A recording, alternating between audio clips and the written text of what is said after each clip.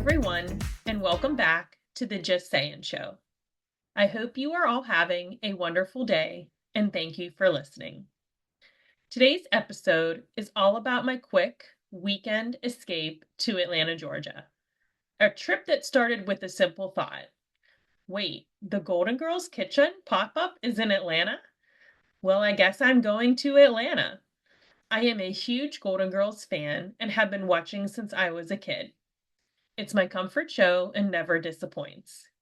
There is just so many good lines and phrases. I literally use the Golden Girls language every day in just normal talking. But before we get into all of that, I just have to say how great this season of Real Housewives of Beverly Hills was. I don't care what anybody says, I thought it was amazing. I just watched the final episode of season 15, and this group of ladies I love. I was so happy they brought Bose in last season. I love Amanda Francis this season, the Money Queen, Manifestation Queen. And just saying, I do consider myself a housewife historian, specifically for Beverly Hills, Orange County, Atlanta, and New Jersey. I do love OG New York City, and I've watched every one of those episodes except for the reboot. But I'm just more familiar with the other franchises. Like, I just more confidently know those facts. Not that I don't know some amazing New York lines, situations, phrases, and things. I'm just more invested in the other franchises. I haven't watched Salt Lake City, so please don't come for me. And I am getting ready to start Rhode Island, which I hear is very juicy. So, but back to the Atlanta trip. So once I found out about this whole experience, I reached out to my friend who lives in Florida, and once she was on board for this Golden Girls experience, I quickly purchased tickets for the drag show option, which was for a Sunday afternoon. I had never been to a drag show before, but since this was Golden Girls themed, I was like, this is the perfect way to be introduced. And for any of those listening, just wondering about the pop-up kitchen, if you go to bucketlisters.com, all the info is there for the pop-up kitchen, and it's in Atlanta still until May 30th. So you guys still have time to get tickets and go. And then on that Bucket Listers site, there's like tons of other events and all different types of other cities on there just to kind of look through. But okay, so before we get more into Atlanta, I just want to say the new Pittsburgh airport, all of the upgrades, the renovation, this was my first time departing from the updated terminal. Wow, it's beautiful. Everything is so crisper. It just looks better. There's new seats, the lighting, the bathroom upgrades, much needed and honestly so nice. It just felt like just a better travel experience. So shout out to Pittsburgh Airport, it's the best. Um, but then so I landed in Atlanta Saturday afternoon. I stayed at the La Quinta Inn near the airport. The staff was polite, courteous, genuinely welcoming, had no issues at the hotel. It was clean. And actually everyone in Atlanta was very nice and welcoming. The whole city just did have a warm, friendly vibe. We didn't run into really any like mean people. So that's good. Um, the city actually surprised me too, just visually. Like, I don't even know what I was expecting. I had never been there before, but it just reminded me a lot of Pittsburgh. It was just a lot of greenery, forestry surrounding everything, like a city tucked in a forest. It was very Pittsburgh-esque. Like just driving around, it looked kind of like Pittsburgh. So but once we both got settled in the hotel, we decided just to go out to dinner, try like a Italian place that was close to the hotel. I honestly can't remember the name, but we had a very sweet waitress. We had bruschetta, it was so fresh and delicious. And then we both got raviolis, which were really good. Um, that Saturday evening, then we were looking for something to do, so we decided to hit the Lenox Mall. And listen, anyone who says the malls are dead has clearly never been to the Lenox Mall. That place was popping, people everywhere, just tons of shoppers.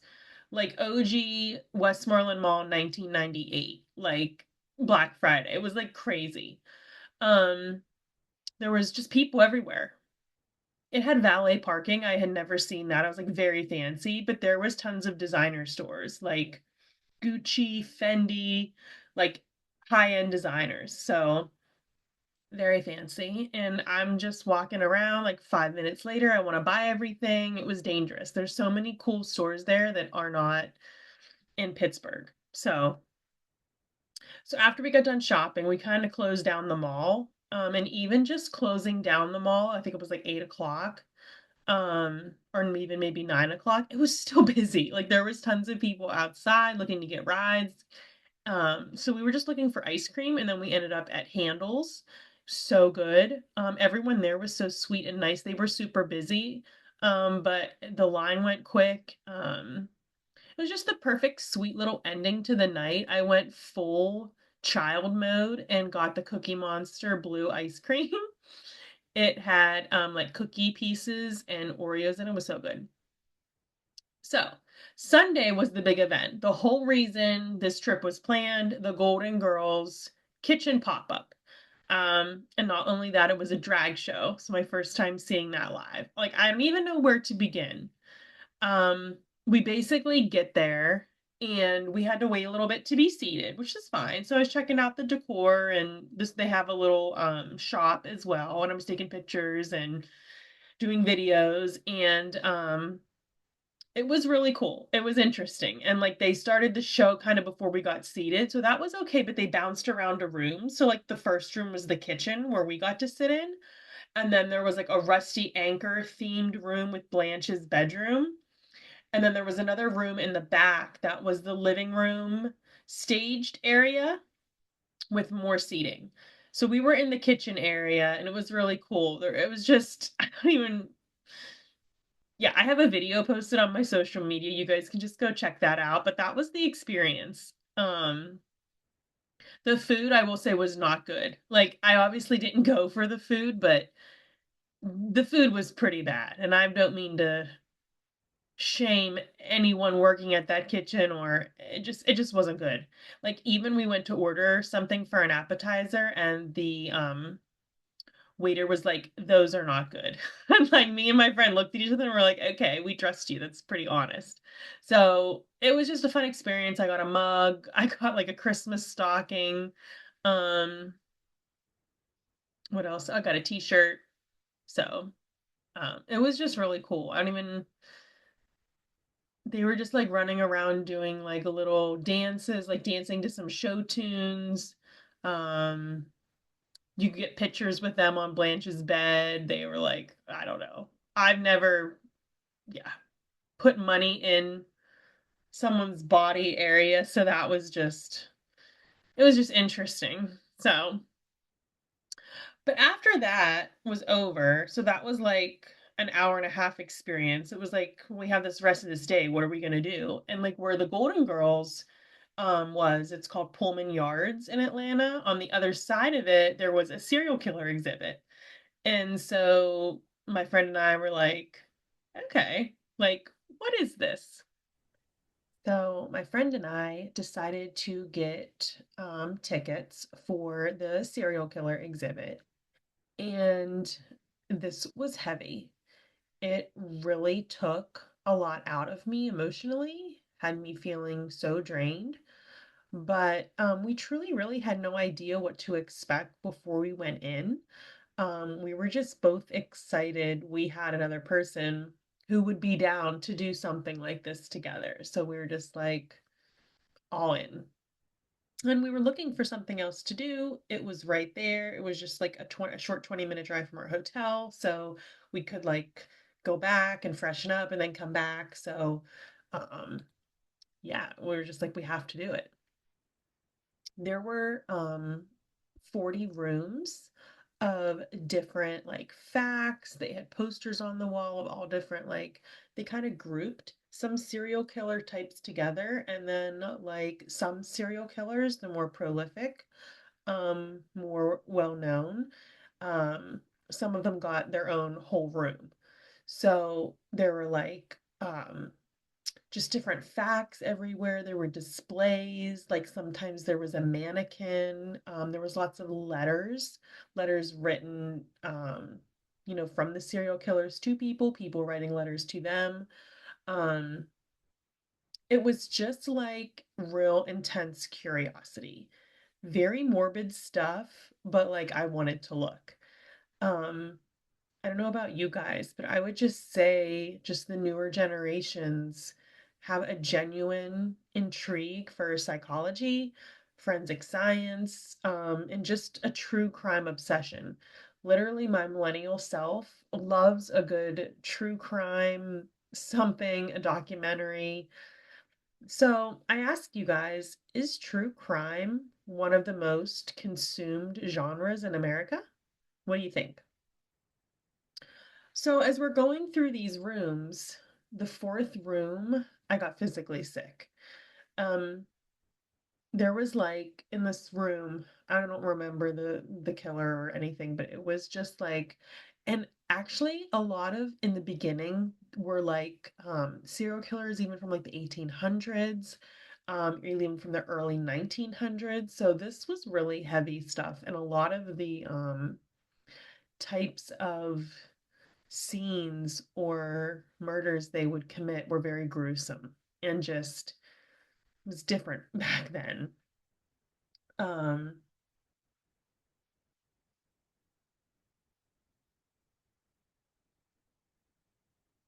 but I remember distinctly, like, we got to the fourth room and there was like this box of this replication of a murder scene, in like a small bedroom space. And I literally took one step inside and I looked over and I'm like, oh, I can't. And I walked out, and then my friend came in and she did not feel good about that either. It was just so heavy. Um, and I guess I just wasn't expecting that heaviness. I should have expected it being an empath, but I just was so excited to go. Um, but so needless to say, by the 40th room, I was exhausted. I mean, I do not regret the experience. I'm glad I did it. Um, I did read somewhere online that 20 people have fainted there, so it just kind of solidifies some of the feelings I was having. And what's also weird about it, it's real dark and it's like quiet. Like all the walls I remember being black and then just like lit up by lights with like the information everywhere, but it's really quiet in there. So obviously there's other people, there's some chatter amongst everyone, but you had the option there to scan a QR code on your phone to listen to the audio as you go through each room. I didn't do that because I just didn't. I just wanted to read and skim and kind of go through, and um, I started documenting, but I stopped because I was like, by the fourth room, I got freaked out. I was like, no. And so by the time we got to the gift shop at the end, I was actually kind of excited. I love a gift shop. I'm always ready to buy a souvenir. Again, what was I thinking a serial killer exhibit gift shop would be? I did not like it. They were promoting a book that accompanied the exhibit with like more facts and details and things, which fine. That's totally fine. I get you can purchase that. But they had like t-shirts for sale, and in my opinion, were distasteful. The one shirt said the word Bundy on it, but it was like spelled in the Barbie font and it was pink. And I'm like, to me, that is so disrespectful to the victims. Like walking around like Bundy on your shirt, like in a Barbie. It was just so weird. And there were other shirts for John Wayne Gacy, and it just made me even more sick. I just thought it was super distasteful for the victims to make t-shirts about serial killers. Like, I mean, I guess you could also argue me buying a ticket to walk around an exhibit dedicated to murderers is also distasteful. But like, if I saw someone out wearing a Bundy Barbie shirt, I'd be like a little freaked out. What do you have planned? Are you gonna hurt me? It would let me know that this person is into serial killers. Um, just a little scary. But so after that, we just kind of decompressed outside and got an Uber. We went back to the hotel, freshened up. I took a shower. I told her, I was like, I need to like just get all that energy off of me. So I got a quick shower. We walked across the street to a restaurant called Malone's, and we had a delicious dinner. We walked right in, got seated, came back to the hotel, talked, and just got ready to head home the next morning. So that was my trip. That was it. It was a lot of fun. I'm excited to go back to Atlanta sometime. So tell me, have you guys ever been to Atlanta? What are some fun things to do there? Send me a message, leave me a comment, and please subscribe to my new YouTube channel. Thank you for listening. Bye.